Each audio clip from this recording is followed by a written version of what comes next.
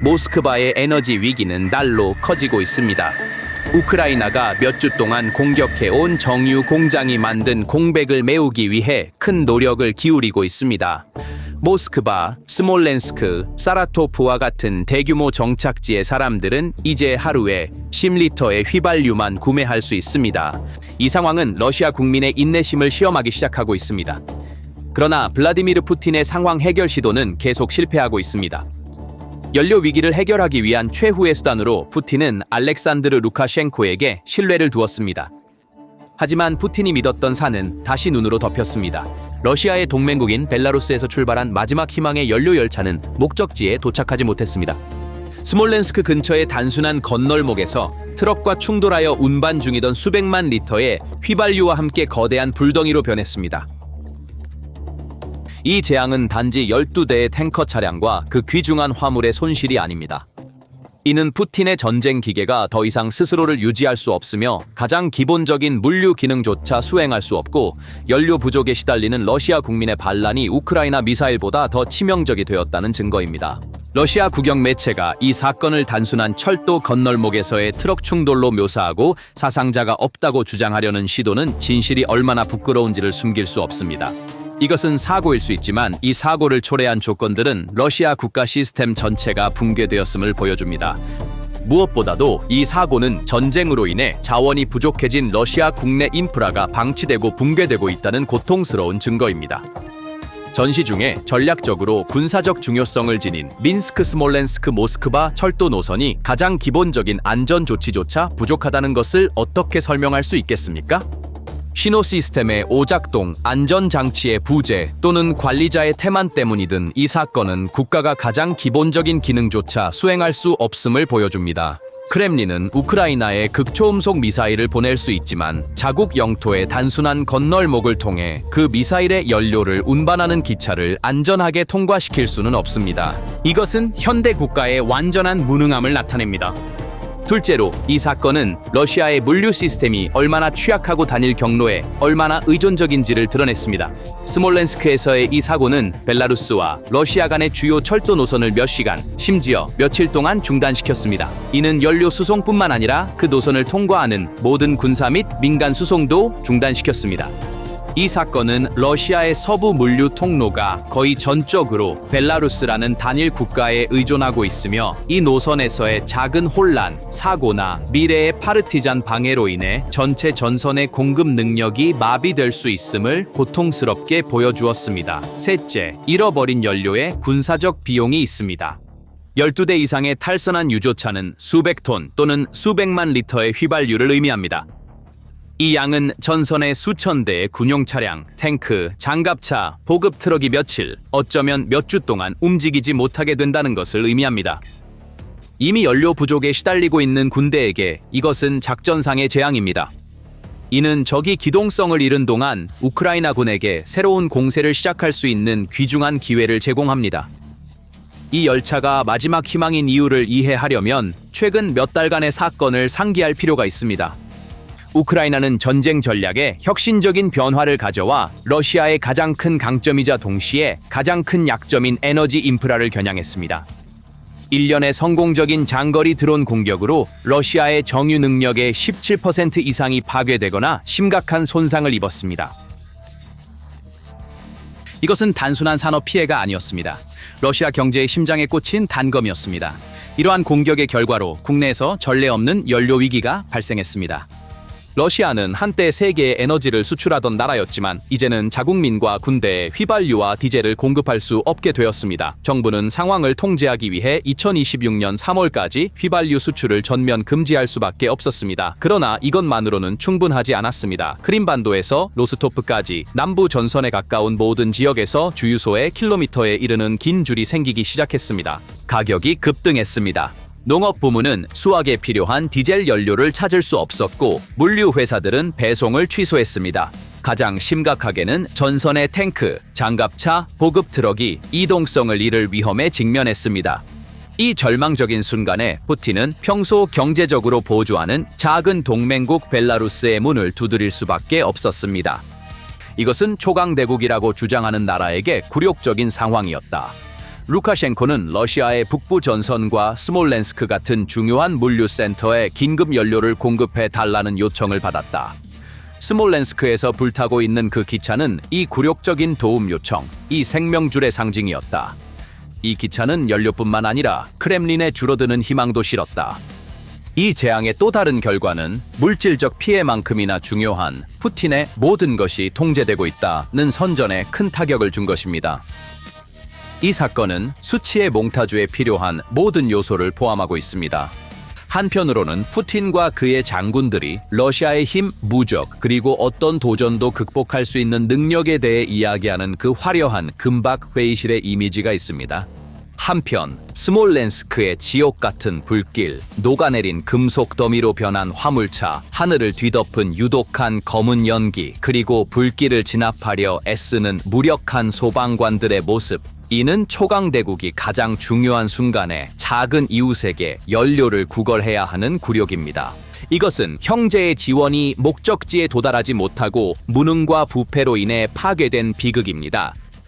그리고 가장 중요한 것은 이 정권이 가장 기본적인 기능조차 수행할 수 없으며 자기 국민과 군대에 대한 가장 기본적인 책임조차 이행할 수 없다는 증거입니다.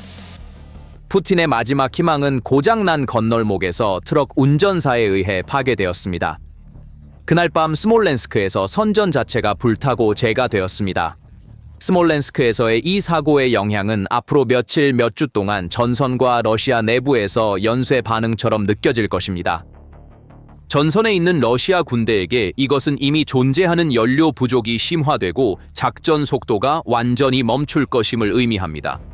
지휘관들은 탱크와 장갑차 승무원들에게 연료를 절약하고 불필요한 움직임을 피하라고 명령할 수밖에 없을 것입니다.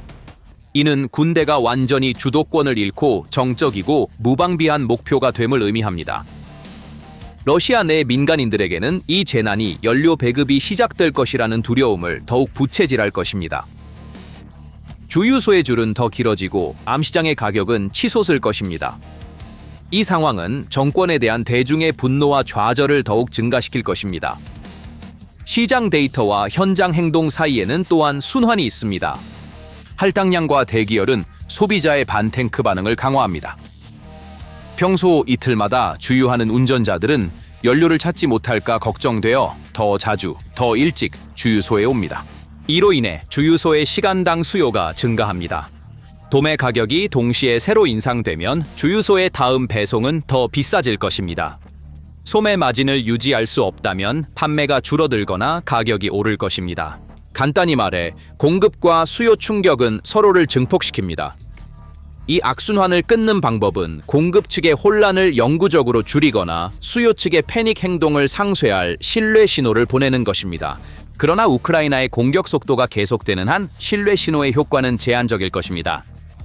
정책 측면에서는 경쟁 당국과 증권거래소 규칙이 증권거래소 판매 규범과 완화 매개 변수만큼 중요한 문제입니다. 8월 중순부터 시장 거래 규칙에 대한 기술적 조정과 기관 회의가 부각되었습니다. 이것만으로는 가격을 낮추지 않습니다. 그러나 이는 과도한 변동성을 줄이고 투기적 행동의 범위를 좁힙니다.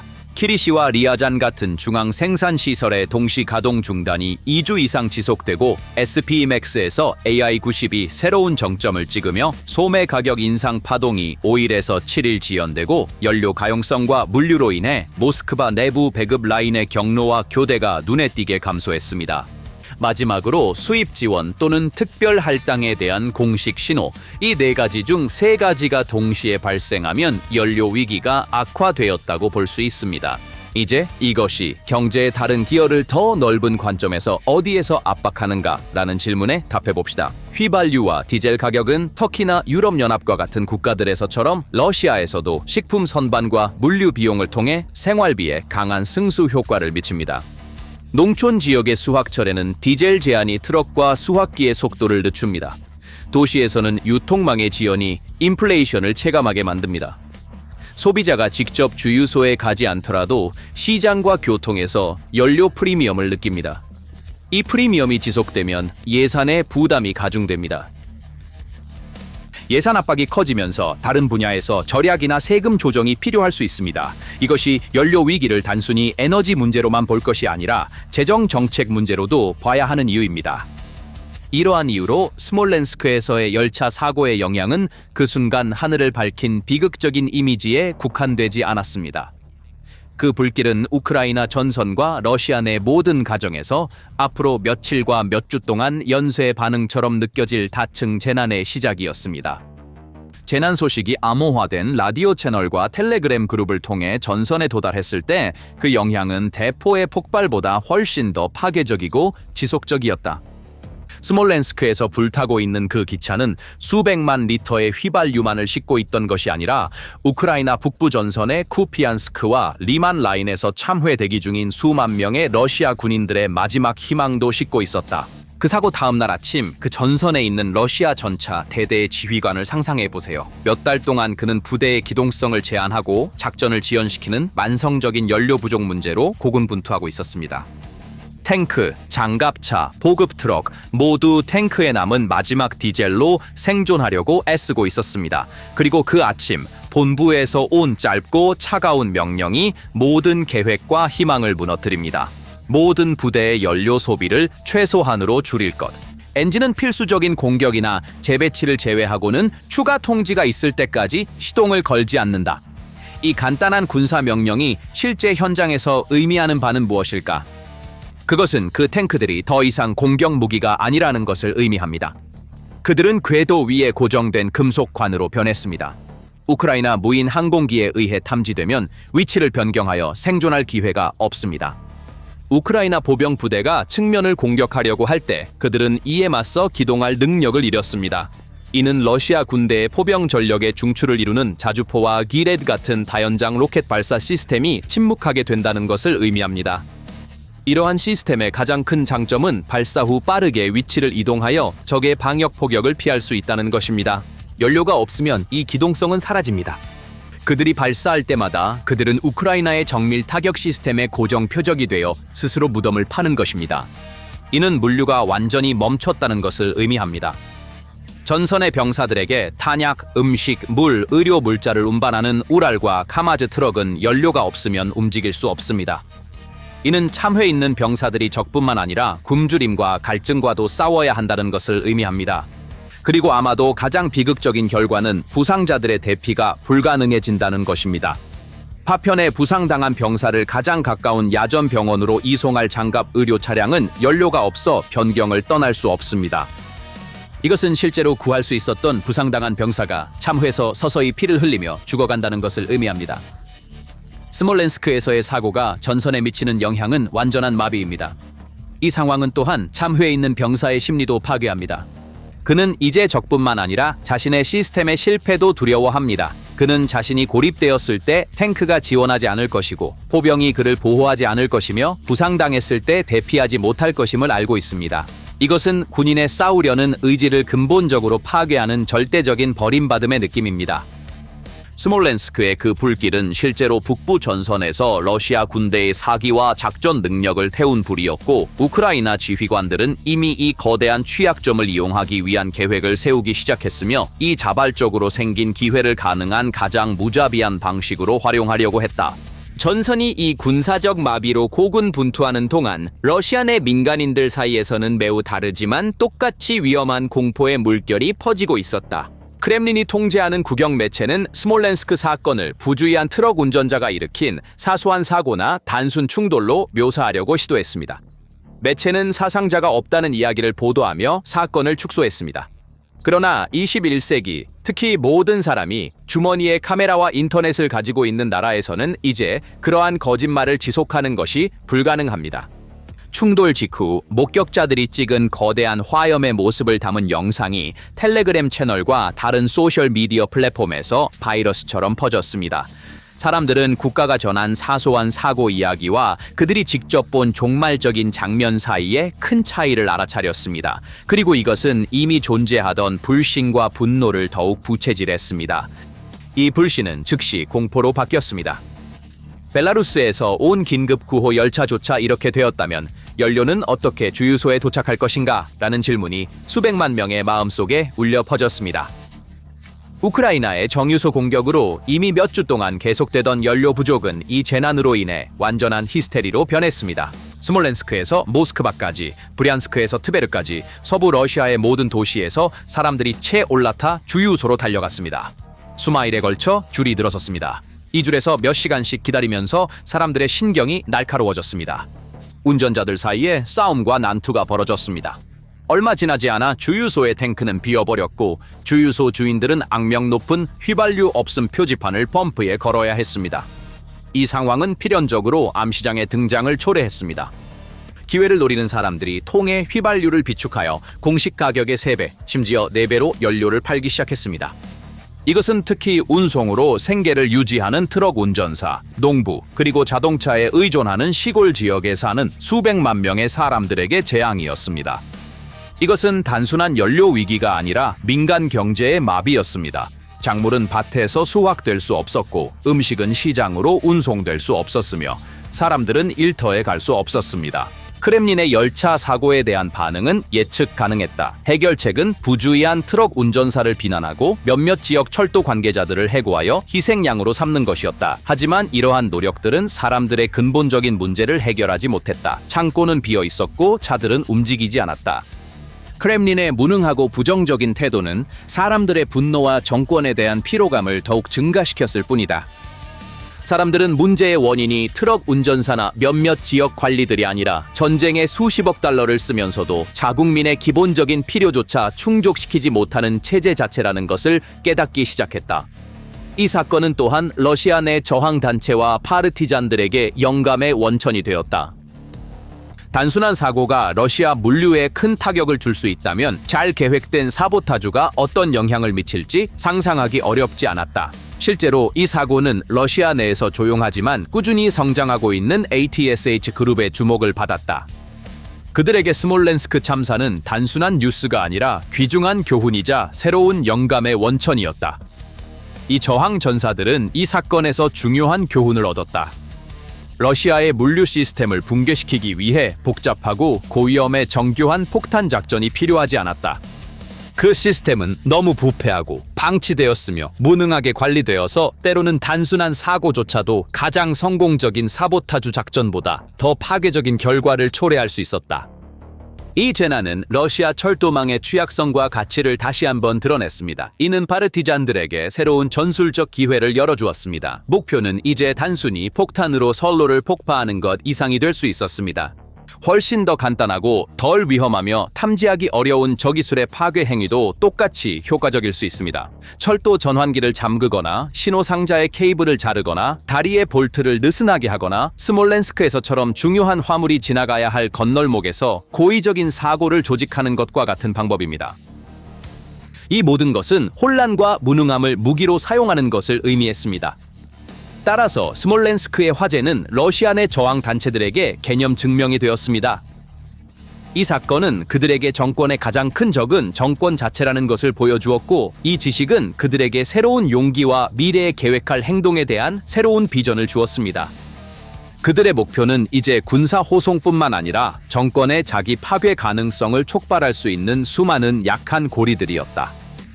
결국 스몰렌스크의 열차 사고는 단순한 사고나 물류 재난이 아니었다. 푸틴의 전쟁이 만들어낸 체계적 붕괴 피드백 루프의 완벽한 예입니다. 전쟁으로 인한 외부 압력이 노후화된 인프라, 보안 취약점, 무능력과 같은 내부 체계적 약점을 촉발합니다. 이러한 내부 약점들은 벨라루스에서 연료를 들여오는 것과 같은 외부 압력에 대응하려는 시도를 재앙적인 실패로 바꿉니다. 그리고 이 실패는 전선과 국내에서 위기를 심화시켜 재앙의 자기 지속적 순환을 만듭니다. 궁극적으로 이는 우크라이나에 대한 공격만큼이나 아니 그보다 더 파괴적인 자해입니다. 이것은 푸틴의 전쟁 기계가 이제 우크라이나뿐만 아니라 내부의 혼란과 부패로 인해 파괴되고 있다는 증거입니다. 스몰렌스크에서 불타고 있는 그 기차는 단순한 연료 수송이 아니었습니다. 그것은 요새 러시아 신화와 모든 것이 통제되고 있다는 푸틴의 환상에 장례식 화형되었습니다. 이 문제에 대한 여러분의 생각은 어떻습니까? 댓글로 여러분의 생각을 공유해 주세요. 새로운 비디오에 대한 업데이트를 받으려면 채널을 구독하고 알림을 켜는 것을 잊지 마세요. 시청해 주셔서 감사합니다. 주셔서 감사합니다.